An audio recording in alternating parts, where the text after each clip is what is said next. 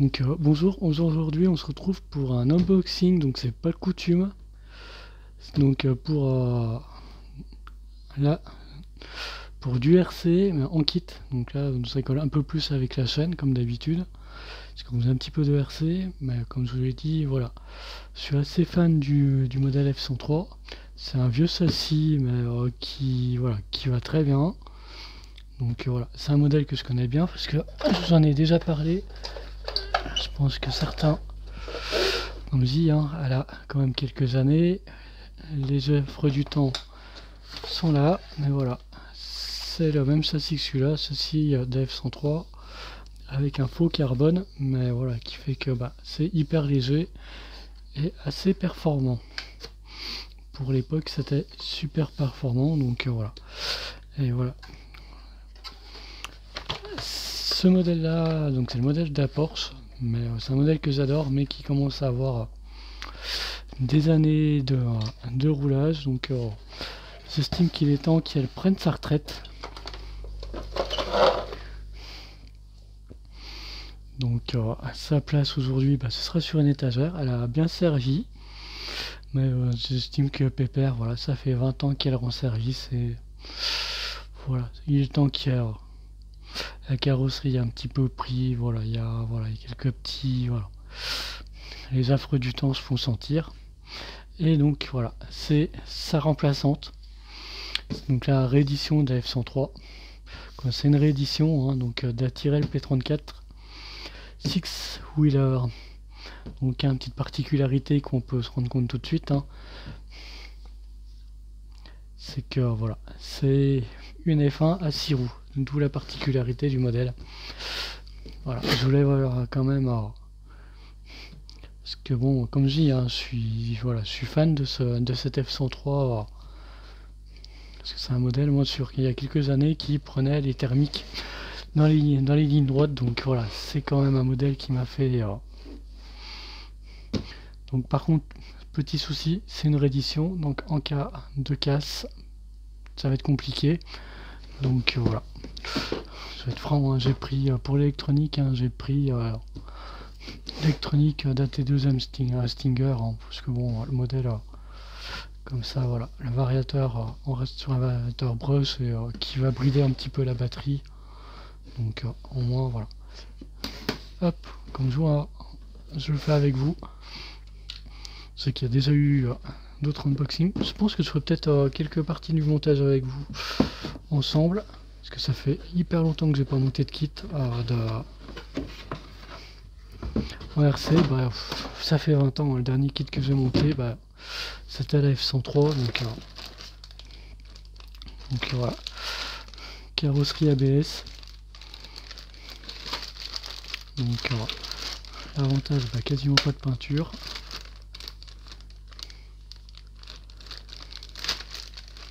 Donc bon la partie se détache pour ceux qui voudraient toujours peindre.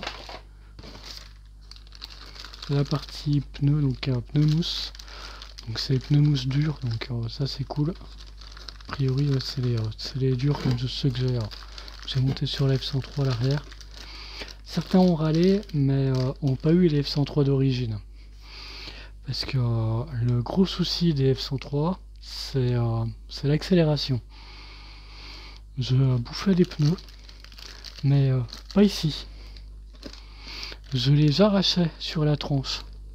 Chose à savoir, voilà, les pneus s'arrachent. S'arrachait ici, donc que ce soit du pneu mousse, moi je suis assez content. Parce que ça aurait été les pneus en caoutchouc, pour les retrouver, bon courage. Hein, on n'en trouve quasiment plus. Donc planche autocollant ou de décalque, je sais pas trop. Je sais que les gens préfèrent. J'espère sincèrement que c'est d'autocollant, parce que si c'est de décalque, vu la qualité de l'eau que j'ai ici, ça va être compliqué. Il va falloir vraiment mouiller très peu et voilà. Donc en espérant bon. Donc le dessous. Donc voilà, on est sur du kit. Donc hop, la partie d'aileron. Donc il y aura un petit peu de collage à faire aussi. Donc bon, ça m'inquiète un petit peu, mais bon. Ça c'est le cadre moteur, le pilote pour ceux qui veulent le peindre. Si j'ai un conseil à vous donner, vous cassez pas la tête pour certaines choses. Par exemple pour la partie à l'intérieur qui peuvent être compliquées et compagnie. Mettez du lavis. Il y a Games Workshop qui fait des lavis sur du blanc. C'est du Recland Flexed, je crois, c'est un truc comme ça le nom. Vous juste l'appliquer 2-3 fois et ça vous fera les ombrages, ça vous fera aller. Ce sera super pour ceux que, voilà, qui veulent pas spécialement peindre et se casser la tête. Voilà. Je vous le dis tout de suite, comme ça. Donc là, je pense qu'on a une partie du cerveau, je sais pas quoi. Bon, c'est une partie retour, à mon avis, c'est pour. Ça doit jouer sur la partie. Donc là, on a la partie batterie, partie châssis. Donc à mon avis, ça, c'est les trucs pour la friction des suspensions. Et bon, la partie. Toute la suspension arrière. Donc c'est. À l'arrière, c'est une suspension verticale et c'est un ressort par friction, hein, ça marche, il n'y a pas besoin de super gros ressorts là-dessus.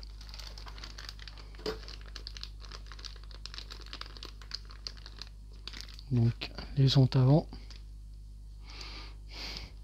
qui sont minuscules par rapport aux jantes arrière.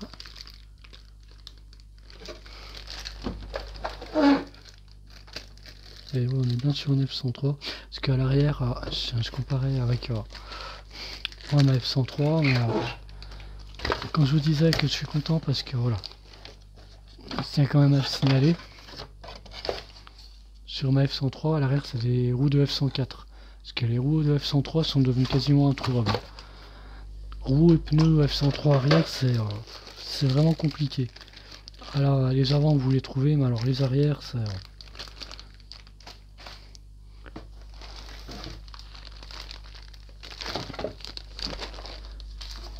Donc hop là, toute la partie châssis.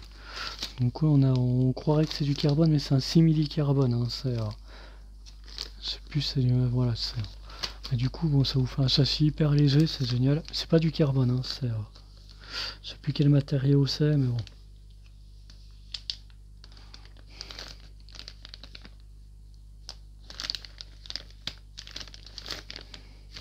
Mais voilà, ça pèse quelques grammes et ça fait que vous avez un truc qui est assez performant.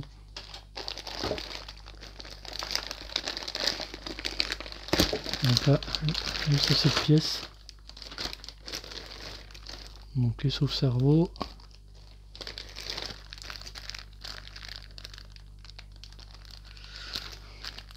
Donc ça c'est, il y a hop là, les petites billes, voilà, tout ce qui est ça. Bon malheureusement cet Tamiya c'est toujours des petites couronnes comme ça. Bon c'est pas du roulement à billes. Au bout d'un certain temps faudra y penser, hein, parce que bon sur la F103 que j'avais, moi l'arrière il s'est désagrégé, hein, il n'y avait plus rien au bout de au bout de 2 ans quand même. Donc la lame avant qui va venir protéger quand même la carrosserie. Parce que voilà, comme je vous dis, sur la mienne de F103, la carrosserie à l'avant elle a quand même pas mal prise. Il n'y avait pas de protection, donc voilà, ça va quand même protéger. Faut mieux que ce soit ce bout de plastique qui prenne, il est prévu pour.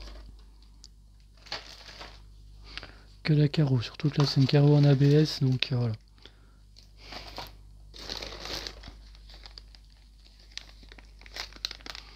Donc ça c'est la partie support d'aileron avec quelques petits circlips, j'ai vu, un peu de visserie.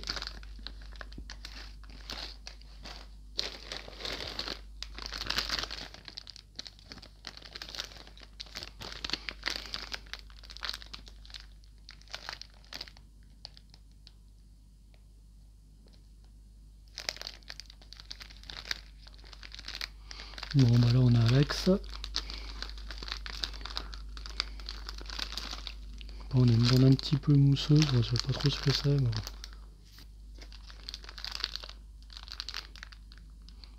bon. vois de la visserie, je vois un ressort, il y a plusieurs petites pièces.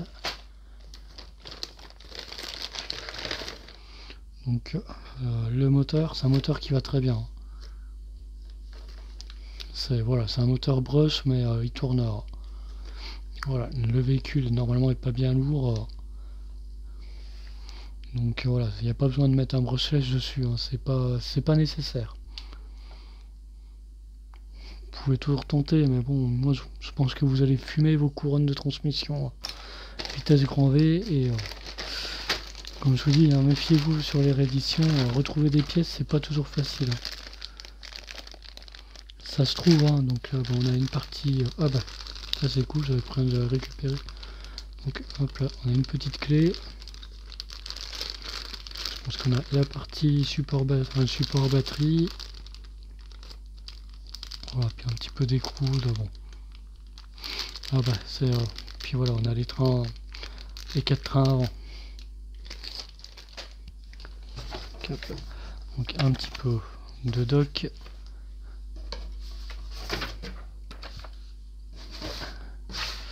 Et le manuel de montage. Bon, l'avantage de Tamiya, ils sont assez clairs, c'est voilà, c'est multilangage. La liste des outils nécessaires, quoi conseiller, ce qu'il y a à prévoir.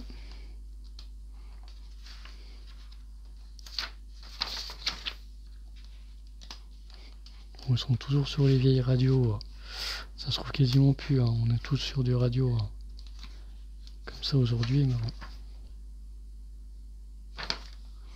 Voilà, une guide de montage assez claire, voilà. On vous dit les pièces qui sont à l'échelle 1 hein, normalement ici que vous avez à prévoir.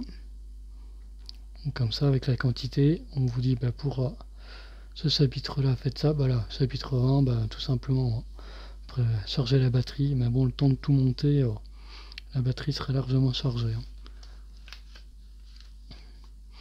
Donc voilà, on vous dit sur quelle page, voilà, pour les étapes, ce qu'il vous faut. Donc ça c'est bien. C'est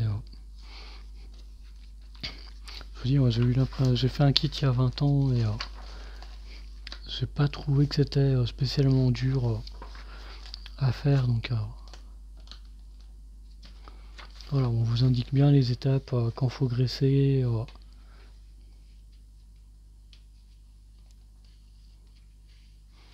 Donc voilà, ça c'est le frein filet est fourni. Voilà, pour être franc, la seule étape qui m'inquiète un petit peu, c'est l'aileron à l'arrière. J'ai vu certains le coller. Donc voilà, bah, sauf servo Tamiya, ça c'est un petit peu particulier. C'est un peu leur système à eux. Voilà, donc là, pareil, le ressort, vous avez un clips qui permet, voilà, vous pouvez le bouger, puis ça vous raffermit ou assouplit le châssis. Mettez-le assez souple, hein, parce que les F-103 sont hyper fermes. Hein. Moi, je serais vous, je vous conseillerais de le mettre à fond pour commencer. Hein. Quoi, pas à fond, mais quoi, le plus détendu possible. Hein. Et il y a une voiture assez souple parce que suivant où vous vous en servez, je sais pas s'il y a des cales pour l'arrière, non, il n'y a pas l'air d'avoir de cales. Mais c'est des voitures qui sont hyper basses en plus. Hein. Bon, la voiture, sur certains circuits, elle frottait. Hein.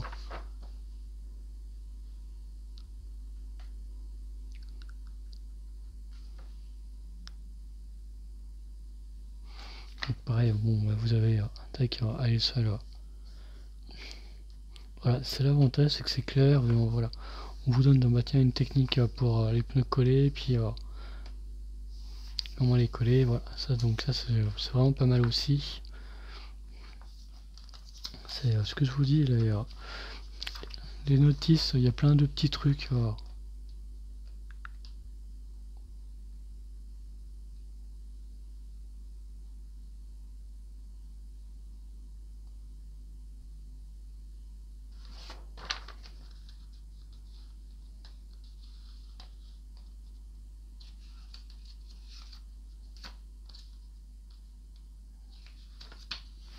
Donc voilà, ça c'est la partie un petit peu sensible du modèle. Faites attention à ça, parce que ça part vite les couronnes.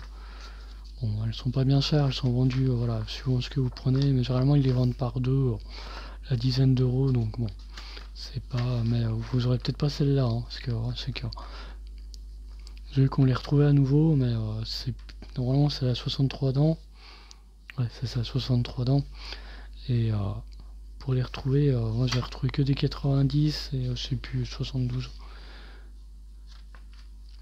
Donc vous perdez, c'est plus du tout les mêmes performances, c'est complètement différent.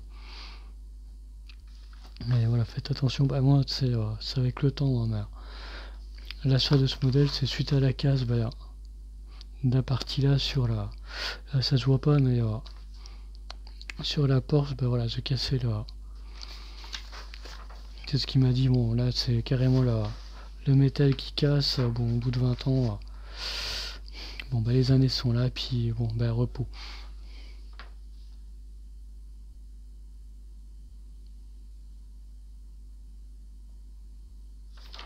Voilà, bah vous avez à l'échelle, voilà, comme on vous dit déjà collé, donc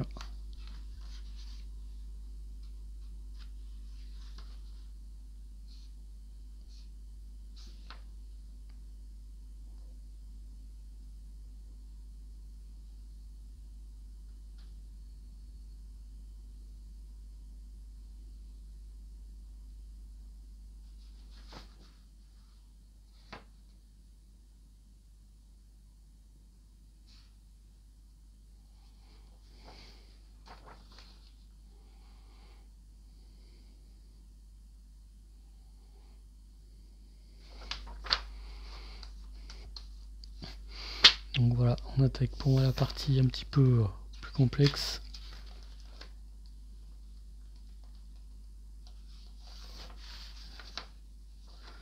Donc la partie aileron arrière, qui je crois qu'il faut coller. Ouais, bah ils nous le disent, mettez une pointe de colle.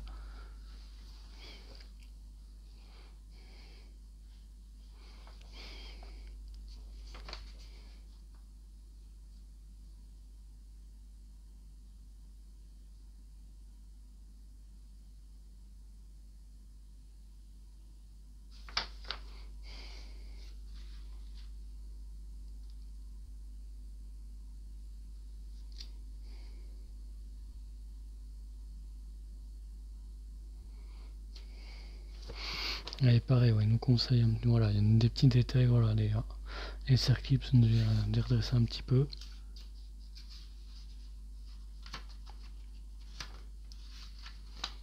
Donc là on arrive à la fin, donc voilà, un petit peu réglage.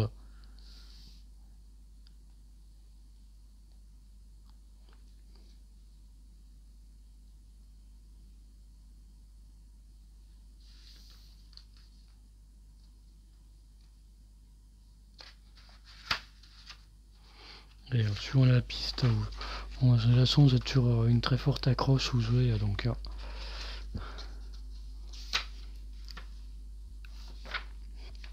et voilà, la liste des pièces en présence. Donc voilà, les petites notices Tamiya qui sont toujours, voilà, qui sont hyper claires, c'est l'avantage. Donc normalement si je me loupe, je pourrais m'en prendre qu'à moi.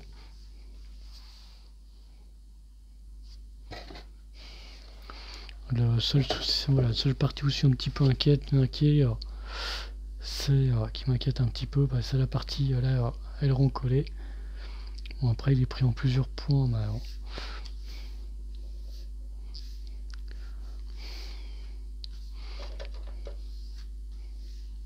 voilà, avec les vibrations, j'ai peur que la colle tienne pas.